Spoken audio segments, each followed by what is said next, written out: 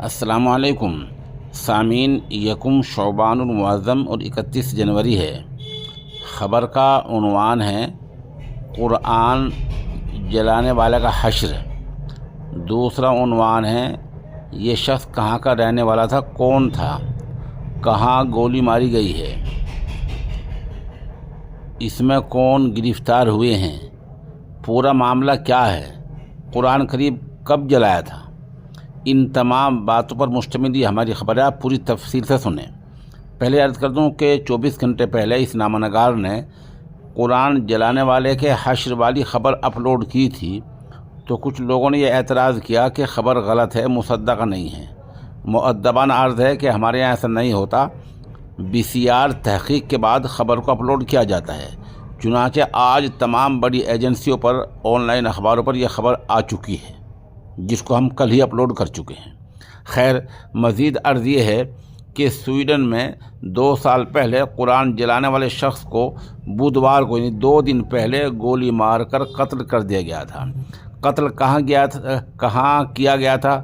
Sweden دیش کا جو دارالحکومت ہے، راجدھانی ہے اسٹاک ہوم میں اس کو مارا گیا ہے۔ اس کی عمر ہے 38 سال، نام ہے اس کا سلمان مومکا۔ تو اسٹاک ہوم کے ایک نزدیکی قصبے میں ایک اپارٹمنٹ میں گولی ماری گئی تھی۔ اسٹاک ہوم سینٹرل مسجد کے باہر 2023 میں مومکا نامی شیطان صفت انسان نے قرآن کو جلایا تھا۔ اس کے بعد کئی جگہ مظاہرے بھی ہوئے تھے۔ اسٹاک ہوم پولیس کا کہنا ہے کہ اس سلسلے میں 5 افراد کو گرفتار کیا گیا ہے۔ وہاں کی مقامی میڈیا کے مطابق مومکا کو اس وقت گولی ماری گئی جب وہ ٹک ٹاک پر لائیو اسٹریمنگ کر رہا تھا، لائیو آ رہا تھا، اس وقت اس کو گولی مار دی گئی۔ پولیس نے شروعات میں حملے کا شکار ہوئے شخص کا نام ظاہر نہیں کیا تھا، لیکن یہ بتایا گیا تھا کہ گولی لگے ایک شخص کو ہسپتال لے جایا گیا ہے۔ حالانکہ کل یعنی جمعرات کے دن اس شخص نے دم توڑ دیا۔ بدھ کو گولی ماری گئی، جمعرات کو یہ مر گیا۔ مقامی میڈیا میں بتایا گیا ہے کہ مومکا کو اس وقت گولی ماری گئی جب وہ اپنی بالکونی میں کھڑا تھا اور سوشل میڈیا پر لائیو اسٹریمنگ کر رہا تھا۔ مومکا پر اسٹاک ہوم کی عدالت جمعرات کو یعنی کل ہی کوئی فیصلہ سنانے والی تھی۔ حالانکہ اسٹاک ہوم ضلع عدالت نے کہا ہے کہ ایک شخص کی موت کی تصدیق ہونے کے بعد اب یہ سماعت ٹال دی گئی ہے۔ اسٹاک ہوم کے SVT نیوز نے ایک رپورٹ میں بتایا کہ وزیر اعظم اولف کرسٹیسن نے کہا کہ سویڈن کی سیکورٹی سروسز جانچ میں شامل ہے، کیونکہ اس میں یہ بھی ممکن ہے کہ غیر ملکی کوئی اشارہ ہو، پشت پناہی ہو۔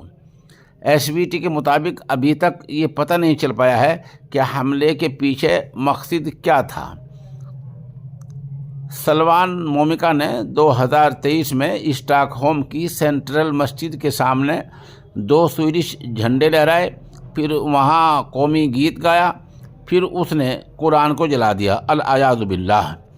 حالانکہ اس کے خلاف مظاہرے ہوئے ہیں اور اس طریقے سے سویڈن کی سرحد کے باہر زیادہ مظاہرے ہوئے ہیں۔ اس وقت دنیا بھر کے دیشوں نے اس کی تنقید کی تھی، مذمت کی تھی۔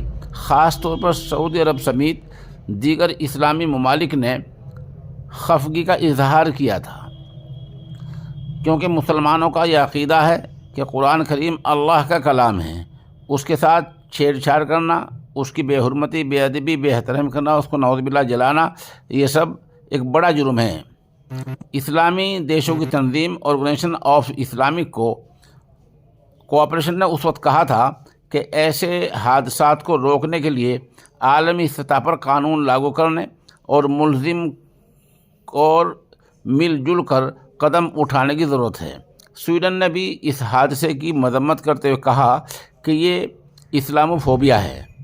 مسلم دیشوں نے اقوام متحدہ کی انسانی حقوق کمیشن میں اس کے خلاف ایک تجویز پیش کی تھی۔ قرآن جلانے کے سامنے آنے کے بعد کئی جگہوں پر زبردست مظاہرے بھی ہوئے تھے۔ عراق کی راجدھانی بغداد میں سویڈن کے سفیر پر بھی حملہ ہوا تھا۔ قرآن جلائے جانے کے حادثے کے خلاف اسلام آباد، کراچی اور لاہور میں بھی ریلیاں نکالی گئی تھی۔ مسلم ممالک نے اقوام متحدہ میں اس کے خلاف ایک تجویز پیش کی۔